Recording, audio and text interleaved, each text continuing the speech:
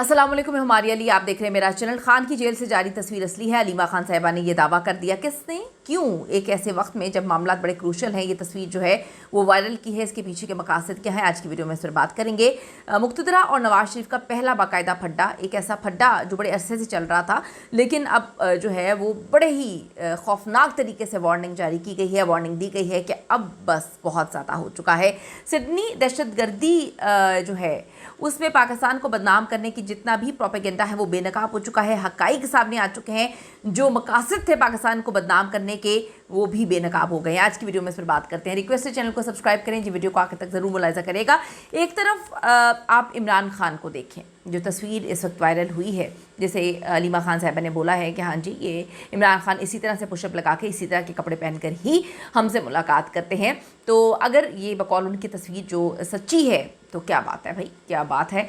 इस बात की क्या बात है कि एक तरफ इमरान खान बड़े रिलैक्स होकर सुकून से बहुत ही आराम से पुशअप्स कर रहे हैं, एक्सरसाइज कर रहे हैं, अपना वक्त जो है अपने ऊपर सर्व कर रहे हैं और चीज़ों को एनालाइज करने की कोशिश कर रहे हैं। ये जेल की तस्वीर है, ये जेल के मामला हैं। और दूसरी तरफ जो लोग बाहर हैं, उनके सर जो हैं वो घूमे हुए हैं एक ऐसे बंदे के लिए जो इस वक्त जेल में बैठा हुआ है। 2-2.5 साल से वो जेल में बैठा हुआ है।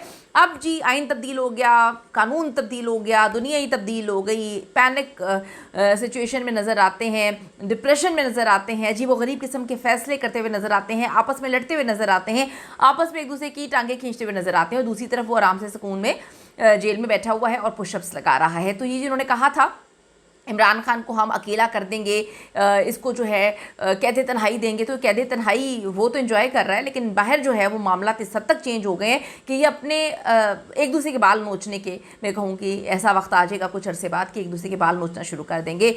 वही बंदा जो तस्वीर बाहर निकाल सकता है, जिसके पास मोबाइल हो, जिसके पास अंदर परमिशन हो मोबाइल लेकर जाने की।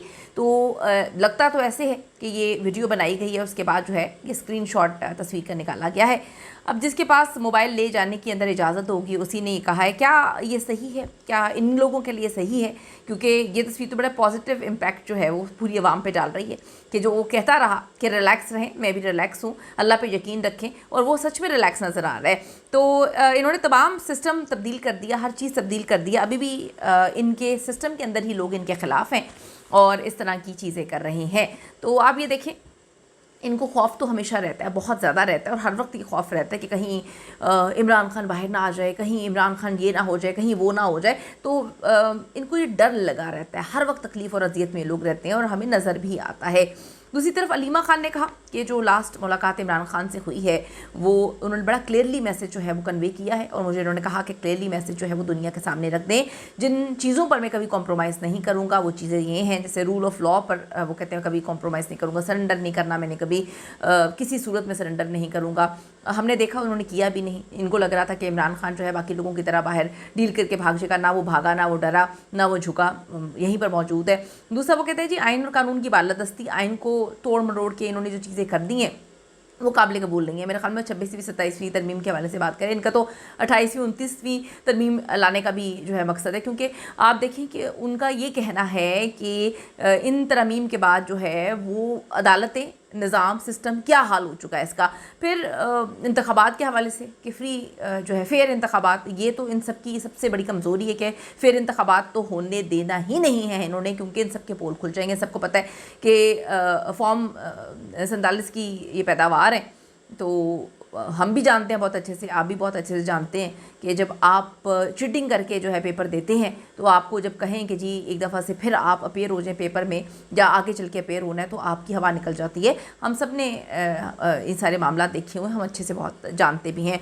वो कहते हैं जी मैं कोई डील नहीं करूँगा, मैं कुछ नहीं करूँगा, मैं मामला जो है वो इन चीज़ों पर अगर कॉम्प्रोमाइज़ मेरी बिल्कुल मेरी तरफ से नहीं होगा, ये चीज़ें लोग मान लेते हैं तो मामला तय कर सकते हैं, हम बात हो सकती है। ये इन्होंने कभी माननी नहीं है, क्योंकि ये सब जो है किस तरह से किस चीज़ की पैदावार है आप लोग बहुत अच्छे से जानते हैं। अब जी जो जनरल फैज़ का मामला है, दूसरी तरफ उस पर हम बात करते हैं। मामला बड़े लंबे टाइम तक जो है लटकाया गया, हम सब ने बहुत अच्छे से देखा। ये फ़ैसला जो है जैसे ही आएगा, इनको लगा कि खान डर जाएगा, प्रेशराइज़ हो जाएगा, फिर कॉम्प्रोमाइज़ कर लेगा बहुत सारी चीज़ों पे, लेकिन उल्टा हुआ। मामला इसके बिल्कुल बरक्स हुए, उल्टा होना शुरू हो गए। इन्हीं के मामला उल्टा जो है वो घूमना फिरना शुरू हो गए। अगर ये प्रॉपर चीज़ें खुलती हैं जैसे कि नवाज शरीफ साहब चाह रहे थे, तो फिर चीज़ें बहुत खौफनाक हो जाएंगी, फिर चीज़ें बड़ी मिस्टीरियस हो जाएंगी, फिर चीज़ें बहुत आगे तक जाएंगी। तो पेंडोरा बॉक्स इस वक्त खुल चुका है और इसके अंदर वो कहते हैं कि एक हमाम में सभी नंगे हैं। मुक्तदरा चाहती है कि अफैज़ हमीद वाला मामला यहाँ पर चीज़ें जो है वो रुक जाएँ, लेकिन ये हुकूमत काफ़ी चीज़ों को आगे लेकर जाना चाहती है। वज़ीर ममलिकत हुज़ैफ़ा रहमान साहब बता रहे हैं कि नवाज शरीफ और शहबाज शरीफ साहब का तो ऐसी नाम है, नवाज शरीफ जो है वो चाहते हैं कि एहतसाब जो है यानी आगे तक जाए, यानी कि जनरल बाजवा तक ये एहतसाब जो है होना चाहिए, हर हाल में होना चाहिए। लेकिन वो कहते हैं मुक्तदरा ये चाहते हैं कि वो अपने साबिका आर्मी चीफ़ को प्रोटेक्ट करना चाहते हैं, बचाना चाहते हैं। तो ये आप देख लें किसने बात की है, ये वज़ीर ममलिकत हुज़ैफ़ा रहमान ये बता रहे हैं सारी कहानी। तो इन सारी चीज़ों पे इनको मिलती है शटअप कॉल कि बस अब चुप कर जाएं, बहुत मामला तो हो गया, बहुत चीज़ों को आगे लेकर जा रहे हैं, इस मामले को यहीं पर ख़त्म कर दें, क्योंकि अगर मामला दूसरी तरफ से शुरू हुए तो फिर आप लोगों से बर्दाश्त नहीं हो पाएगा। तो ये बेचारे अब क्या करें, अभी तो खामोश हैं, लेकिन इधर उधर से कहानियाँ सुनाने की कोशिश कर रहे हैं। अपनी कीमती राय ज़रूर दीजिएगा इस हवाले से कि आपको क्या लगता है कि ये जो सब कुछ हो रहा है, कि जिसके लिए आपने गड्ढा खोदा था खुद आप उसमें जो है वो गिर गए हैं, तो इस गड्ढे पर आपका क्या कहना है कि जब हम दूसरों के लिए खोदते हैं तो खुद गिरते हैं कि नहीं। दूसरी तरफ जी सिडनी दहशतगर्दी के बाद पाकिस्तान मुखालिफ प्रोपेगेंडा इस वक्त बेनकाब हो चुका है, हक़ाइक़ सामने आ चुके हैं। आप सबको पता है कि बड़ा अफसोसनाक वाक़या पेश आया सिडनी के साहिल पर होने वाले दहशतगर्दाना वाक़े के बाद इसराइली और भारतीय मीडिया ने एक मुनज़्ज़म कैंपेन चलाई, प्रोपेगेंडा करके वाक़े को पाकिस्तान से मुंसलिक करने की इन्होंने नाकाम कोशिश की है।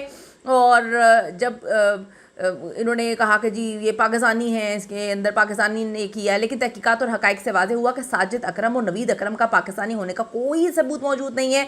ऑस्ट्रेलियन हुकाम के मुताबिक साजिद अकरम 1998 में स्टूडेंट वीज़ा पर ऑस्ट्रेलिया पहुंचा, 2001 में शादी करके जो है पार्टनर वीज़ा में तब्दील हुआ। वो पिछले 10 साल से ऑस्ट्रेलिया के एक जो है क्लब के रुकन थे और उनके कब्जे से 6 लाइसेंस शुदा हथियार बरामद हुए थे। साजिद अकरम और नवीद अकरम का ताल्लुक अफ़गानिस्तान के सूबे से है और इनका ताल्लुक पाकिस्तान से नहीं है। तो ये मुंह की इन्होंने खाई है, जिस तरह से ये बेगैरतियाँ करने पे लगे हुए थे, दोनों मिलकर पाकिस्तान को गंदा करने की कोशिश कर रहे थे, खुद ही ये गिरे हैं और पूरी दुनिया में इनकी तजलील हो रही है। अपनी कीमती राय ज़रूर दीजिएगा इस हवाले से। See you in the next video.